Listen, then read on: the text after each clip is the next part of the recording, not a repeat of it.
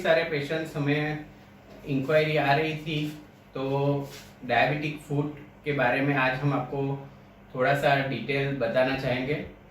हमारे diabetic food की treatment के बारे में बहुत सारे वीडियोस हमारी यूट्यूब की चैनल पे है, लेकिन उसके अलावा जो भी नए कंसेप्ट कौन कौन से हैं वो आज हम डिस्कस करके आपको उसकी माहिती देंगे। सर, डायबिटिक फूड प्रॉब्लम्स में अल्सर का क्या अगत्यता है?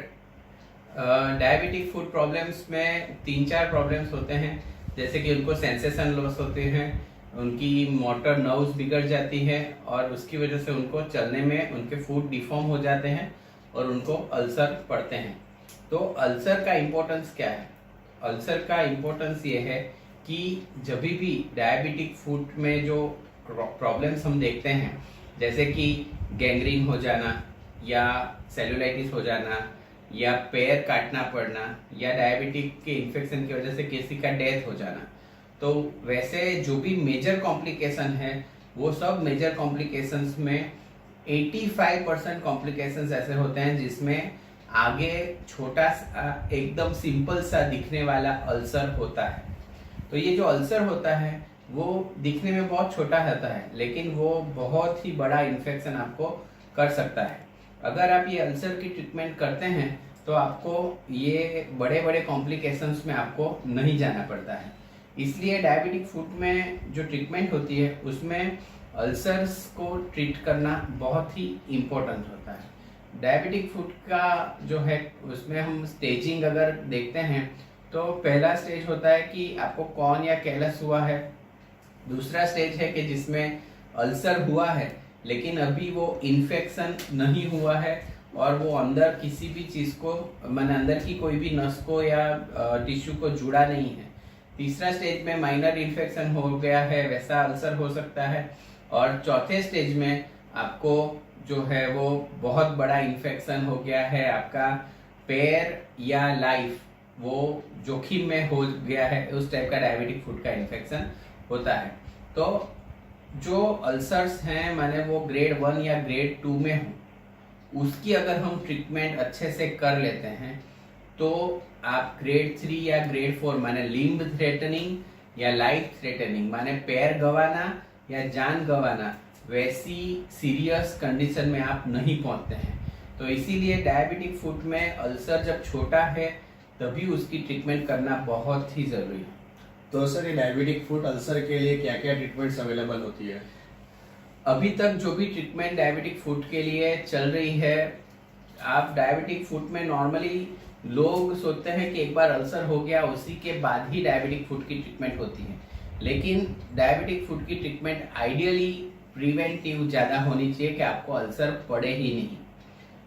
अल्सर ना पड़े उसके लिए किस टाइप का फुटवेयर पहनना चाहिए, क्या क्या फुट केयर लेनी चाहिए, उसके लिए हमारा यूट्यूब पे अलग वीडियो है। लेकिन इसके अलावा जो भी ट्रीटमेंट्स है उसमें अभी मैं आपको नॉन सर्जिकल ट्रीटमेंट की बात करता हूँ, तो अलग अलग टाइप के नॉन वेट बेरिंग। अभी तक क्या माना जाता था कि आप जब चलते हैं आपकी हड्डी और नीचे की जमीन उसके बीच में वो चमड़ी दबती रहती है और वहाँ पे अल्सर पड़ता है। वो हकीकत है कि ऐसे ही अल्सर पड़ता है, लेकिन अभी तक का जो ट्रीटमेंट था वो प्रेशर को कैसे हटाए उसके ऊपर था। तो आप प्रेशर को ऐसे हटा सकते हैं कि जहाँ पे अल्सर है उसके नीचे के फुटवेयर में आप खड्डा बना दीजिए तो वहाँ पे प्रेशर नहीं आएगा, या ऐसा कोई फुटवेयर बना दीजिए जिससे सब जगह पे सही वेट आ जाए। तो वो सब ट्रीटमेंट चलती थी। उसके अलावा थोड़ा सा आपको गेट ट्रेनिंग और प्रोसेसिस और बूट बना के देते थे कि ये बूट आप पहन के रखो तो आपको अल्सर नहीं होगा या आपका अल्सर अपने आप ठीक हो जाएगा। या फिर 21 दिनों के लिए या 6 हफ्तों के लिए आपको प्लास्टर दे दिया जाता था जिसमें आप चलते नहीं थे, या अगर आप चलते भी हैं तो वहाँ पे वजन नहीं आए। ऐसा आपको ट्रीटमेंट अभी तक एज ओल्ड ट्रीटमेंट है जो आपके प्रेशर को हटा देगा और आपका अल्सर हील हो जाएगा। वैसा आपका ट्रीटमेंट अभी तक चलता है। इसके अलावा अगर अल्सर बहुत बिगड़ गया है तो साफ सफाई, डिब्राइडमेंट और बड़ी बड़ी प्लास्टिक सर्जरी करके उसको ढकने का जो ट्रीटमेंट है वो रूटीनली होता है। तो सर डायबिटिक फूड के लिए जो भी ट्रीटमेंट्स आपने बताई उसमें कोई रिसेंटली कोई नई ट्रीटमेंट्स आई है? अभी अभी बहुत सा रिसर्च हुआ है डायबिटिक फूड में, क्योंकि आप जानते हैं कि इंडिया जो है अभी सेकंड आ गया है डायबिटिक कैपिटल में, और सोच रहे हैं कि 2030 में इंडिया वर्ल्ड का कैपिटल बन जाएगा। मतलब इतने सारे डायबिटिक्स पेशेंट अपनी रहन सहन की वजह से, अपनी जेनेटिक्स की वजह से, अपनी फूड हैबिट्स की वजह से इंडिया में बन जाएंगे। तो ये जो डायबिटिक फूड है वो बहुत ही बड़ा प्रॉब्लम होके सामने आने वाला है। और ये डायबिटिक फूड का इम्पोर्टेंस क्या है, आप समझो कि अगर आपका एक अल्सर है, वो जो है आपको हुआ तो उसको आपको ट्रीटमेंट करनी पड़ेगी, और उसमें से आपको कंटिन्यूस जोखिम चालू रहता है जब तक वो अल्सर हील नहीं होता है। तो इसीलिए डायबिटिक फूड पे बहुत सारा रिसर्च हुआ। तो रिसर्च में ये पता चला कि ये जो ट्रीटमेंट अभी तक हम कर रहे हैं, जैसे कि मुंह में खड्डे पड़ना या कास्ट देना या कोई भी ट्रीटमेंट जिससे हम अल्सर को मिटा तो सकते हैं, माने अल्सर हील तो हो जाता है, लेकिन सबसे इम्पोर्टेंट चीज क्या है कि जैसे पेशेंट कास्ट के बिना चलता है, वो ही अल्सर वो ही जगह पे उसको वापस होता है। या फिर अपनी संस्कृति ऐसी है कि हम घर में चप्पल नहीं पहनते हैं, किचन में जाते हैं, रसोई घर में, वहां पे चप्पल नहीं पहनते हैं, बाहर मंदिर में जाते हैं तो चप्पल नहीं पहनते हैं, अगर किसी के घर जाते हैं तो घर में चप्पल लेके नहीं जाते हैं। तो वैसे में डायबिटिक फूड के जो पेशेंट्स हैं वो कंटिन्यूअस जो उनके लिए बनी है वो चप्पल नहीं पहन पाते हैं, और इसीलिए रिपीटेडली वहां पे अल्सर पे प्रेशर आता ही रहता है। और वो प्रेशर आता रहता है तो आप सोचो कि वो अल्सर कैसे हील होगा, या अगर हील हो गया अल्सर वो कितने दिन तक हील रहेगा। दूसरा कि डायबिटिक फूड के जो चप्पल सभी अवेलेबल हैं उनका कॉस्मेटिक लुक अच्छा नहीं होता है, वो बड़े बड़े चप्पल्स होते हैं, तो कहीं और फंक्शन में पहन के जाना बहुत डिफिकल्ट हो जाता है। कॉस्मेटिक लुक अच्छा नहीं होने से वो पहनने के लिए भी इतना कंफर्टेबल नहीं रहता है। तो पेशेंट्स उसको ले तो जाते हैं, लेकिन अच्छी तरह से जो उनको पहनना चाहिए वैसे पहन नहीं सकते हैं। अगर पहनेंगे तो भी महीना पहनेंगे, 2 महीना पहनेंगे, 4 महीना पहनेंगे, फिर वो थक जाते हैं, छोड़ देते हैं। तो क्या होता है, जो हील हो गया है माने मीट गया है, अच्छा हो गया है, वो अल्सर वापस से वही जगह पे हो जाता है। तो पेशेंट की एक तो उसकी कंडीशन हिल जाती है कि भाई ये अल्सर तो वापस हो रहा है, ये डॉक्टर की ट्रीटमेंट बराबर नहीं है, या ट्रीटमेंट जो कर रहे हैं वो ट्रीटमेंट बराबर नहीं है। तो पेशेंट का कॉन्फिडेंस ट्रीटमेंट से हिल जाता है, और इसके अलावा उनका जोखिम चालू रहता है। जो ट्रीटमेंट करके उन्होंने ये अल्सर मिटाया, वापस खर्चा चालू हो जाता है। उसके अलावा उनको लाने ले जाने का, कोई साथ में फैमिली मेंबर है उसको उसके साथ में रजा लेके आने का, वो सब आप एक्सपेंस गिनो तो बहुत सारा एक्सपेंस हो जाता है।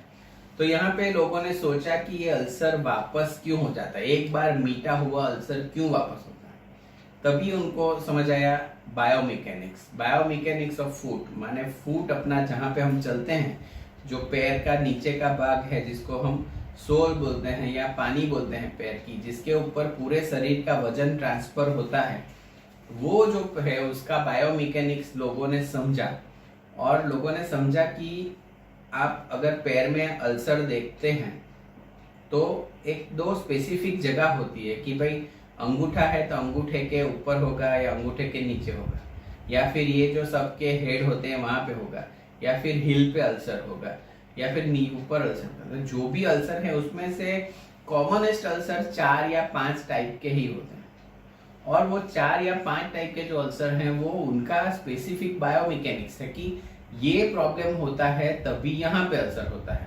अगर प्रॉब्लम का टाइप बदल जाता है तो अल्सर का जगह बदल जाता है, और अगर ये प्रॉब्लम है तो अल्सर यहीं पे होगा। तो वो डिसीजन उन्होंने रिसर्च किया कि यहाँ पे अल्सर क्यों होता है।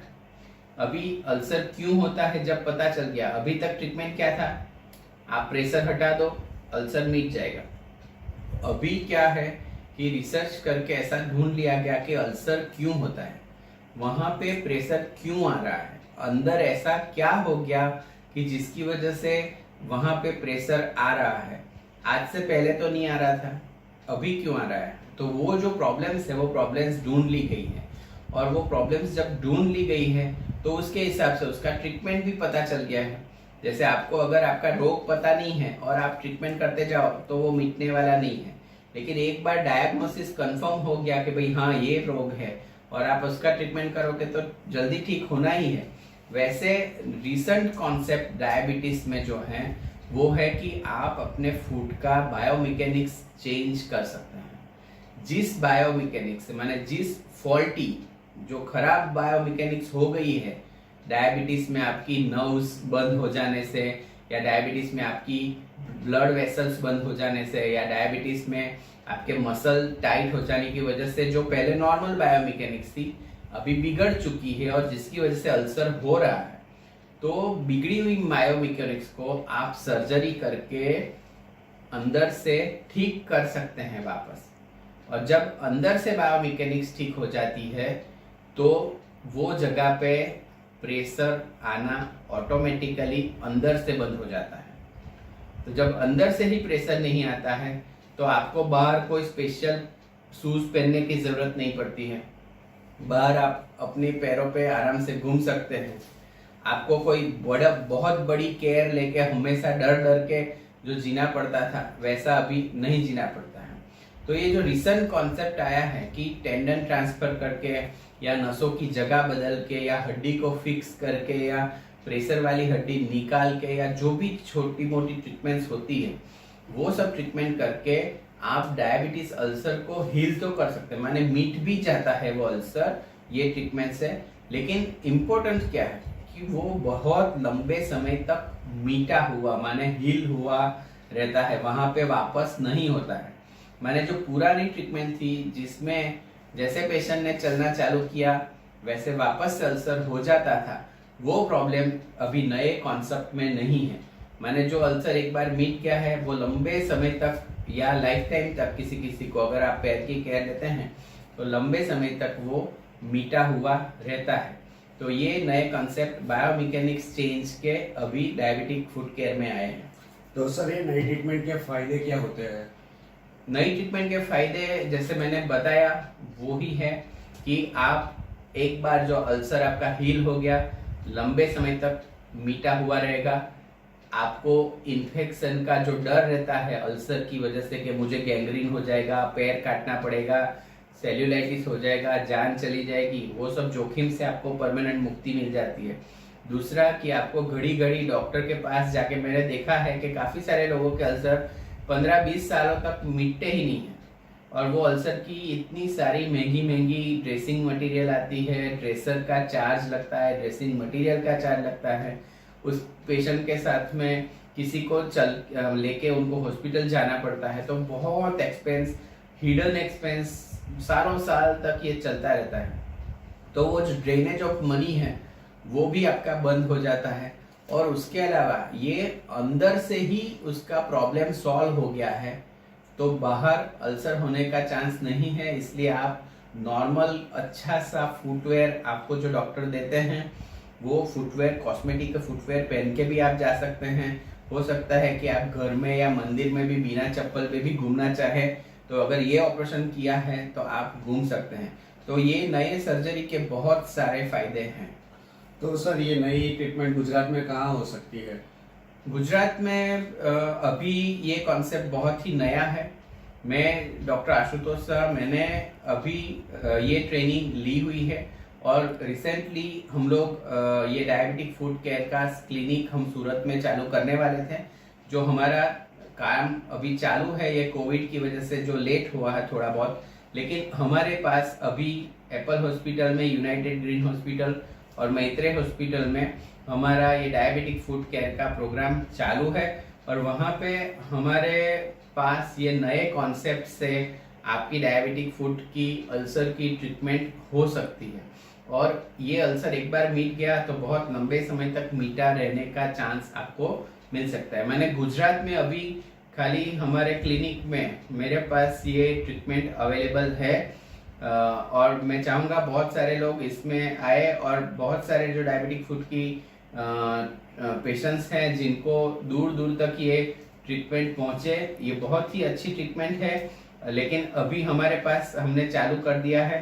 वैसे बाकी के लोग भी चालू करें और बाकी सब लोगों तक ये ट्रीटमेंट पहुँचे। आपके यहाँ पे डायबिटिक फूड के लिए क्या क्या फैसिलिटी अवेलेबल है? हम अभी जो है हमारे पास बाकी नॉन सर्जिकल जो मेथड थी, मैंने कैलस निकालना, कॉर्न निकालना, वो है। इसके अलावा पीडोबेरोग्राम, माने जिससे हम ढूंढते हैं कि चलते समय प्रेशर कहाँ पे खराब आ रहा है, माने कहाँ पे ज्यादा प्रेशर आ रहा है, तो उसका जो मेजरमेंट है, डिजिटल मेजरमेंट, वो मशीन भी हमारे पास है, जिससे पता चलता है कि चलने के टाइम के आपको यहाँ पे प्रेशर आता है। और उसके अलावा ये ऑपरेशन कर देने के बाद जब आप चलते हैं तो आपको ऑब्जेक्टिवली भी वो डिजिटल मशीन होता है, उसमें पता चलता है कि हाँ पहले मैं चलता था यहाँ पे इतना प्रेशर आता था, अभी ये ऑपरेशन हो गया यहाँ पे प्रेशर घट गया, तो वो डिजिटल मेजरमेंट भी आपको मिल जाता है कि आपका प्रेशर सही में कम हो गया है चलते हुए। और ये डायबिटिक के फुट के अल्सर बहुत छोटे छोटे होते हैं, उनके लिए कोई बड़ी प्लास्टिक सर्जरी की जरूरत शुरुआत में नहीं पड़ती है। तो जब ये आप बायोमेकेनिक्स चेंज कर देते हैं तो वो अल्सर अपने आप 21 दिनों में मिट जाते हैं और मीटे हुए रहते हैं लंबे समय तक। और अगर हम प्लास्टिक सर्जन हैं तो ये जो अंदर का जो बायोमेकेनिक्स चेंज करने का जो ऑपरेशंस हैं, जैसे कि बोन को हटाना या किसी नस को किसी और जगह से लेके किसी और जगह पे ट्रांसफर करना, या फिर किसी जो नसें टाइट हो गई है उसको रिलैक्स करना, या फिर नसों को रिलैक्स हो गई है, खींच गई है तो उसको वापस से नॉर्मल टेंशन में लाना, तो ये काम हम रेगुलरली कर रहे थे। तो वही प्रिंसिपल जो प्लास्टिक सर्जरी के हैं वो अभी हम डायबिटिक फुट में अप्लाई करते हैं। तो प्लास्टिक सर्जन में हमारे पास अभी ये ट्रीटमेंट अवेलेबल है। इसके अलावा नॉन सर्जिकल, जैसे मैंने बताया कि कॉर्न कैलस का ट्रीटमेंट है, गेट ट्रेनिंग है। हमारे साथ में हमने एज ये क्लिनिक में प्रोस्थेटिस्ट को भी साथ में रखा है, जो आपके लिए कॉस्मेटिक फुटवेयर आपके जो प्रेशर है पैर का उसके हिसाब से आपको बना के देगा। और इसके अलावा हमारे साथ पोडियाट्रिस्ट भी हैं जो आपकी माइनर प्रॉब्लम्स है उसको हम ट्रीट करके देते हैं। इसके अलावा काफ़ी सारे पेशेंट को इनग्रोइंग टोनेल हो जाते हैं, तो वो इनग्रोइंग टोनेल से भी इन्फेक्शन हो सकता है डायबिटिक पेशेंट को, तो इनग्रोइंग टोनेल की सर्जरी भी हमारे यहाँ पे होती है। और इसके अलावा जो भी फुट केयर है या सिंपल सा, अगर काफ़ी सारे जो डायबिटिक पेशेंट हैं एल्डरली अलग अलग रहते हैं तो उनको नाखून काटने में भी प्रॉब्लम आती है, क्योंकि दोनों अगर हस्बैंड वाइफ एजेड हैं, दिखता नहीं है, तो नाखून काटने में से भी डायबिटिक वाले पेशेंट को इन्फेक्शन हो सकता है। तो इसीलिए नाखून काट के देना, वैसी माइनर चीज़ें भी हमारी क्लिनिक में अवेलेबल है। इसके अलावा हमारे साथ में हमने टाइप्स किए हुए हैं एंडोक्राइनोलॉजिस्ट से और फिजिशियंस से, जो आपको डायबिटिक की शुगर कंट्रोल आपको करके देंगे।